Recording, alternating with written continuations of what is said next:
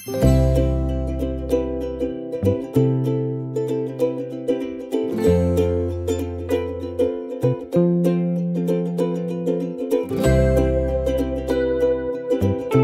我们的巢里，孩子刚出生时那么小小一只，只会依赖我们张开嘴，等着喂食。于是我的伴侣会先把水果或蔬菜细细咀嚼，再一口口送进他的嘴里。甜甜的苹果，香软的玉米，精脆的胡萝卜，成了他最初认识世界的味道。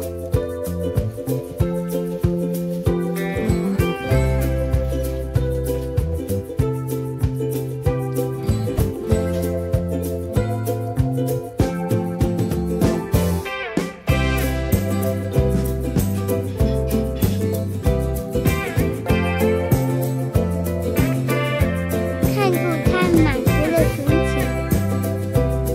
我们的心也跟着被填满。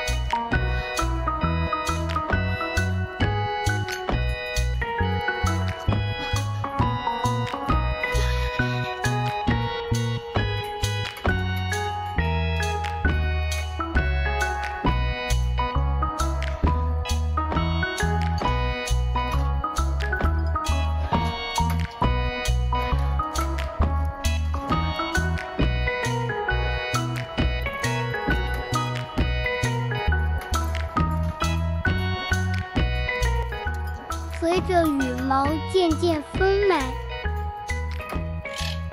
孩子开始抬起头，好奇地望住我们啄食。那是个讯号，告诉我们该开始新的任务了，教他自己学会吃。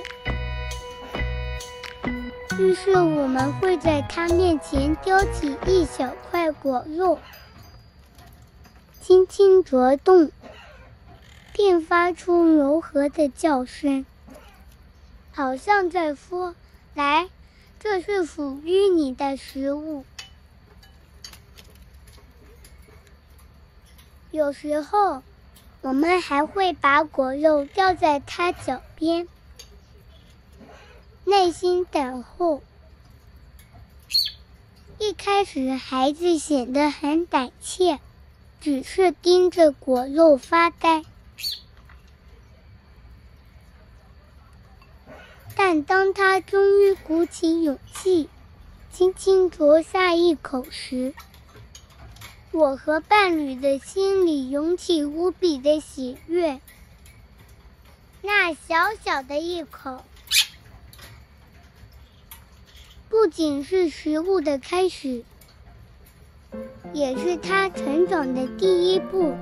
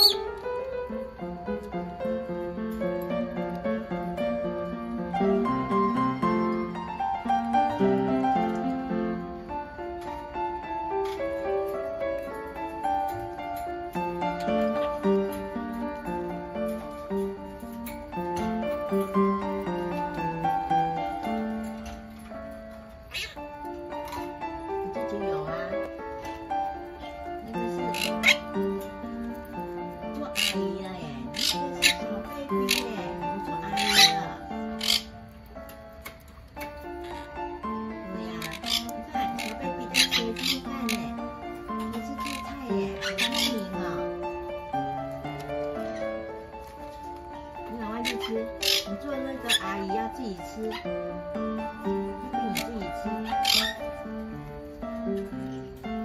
快吃你也有，你有啊，这里赶快吃。好吃吗？好不好吃？好吃吗？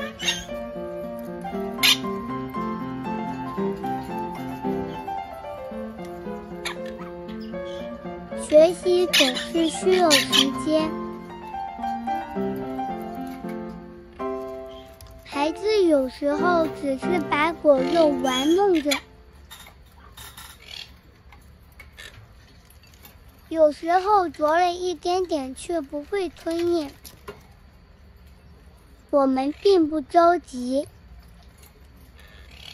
也不会责怪，只是守在一旁，发出轻轻的呼唤声，像是在对他说没关系，我们在这里。耐心和陪伴是我们给予他最温柔的力量。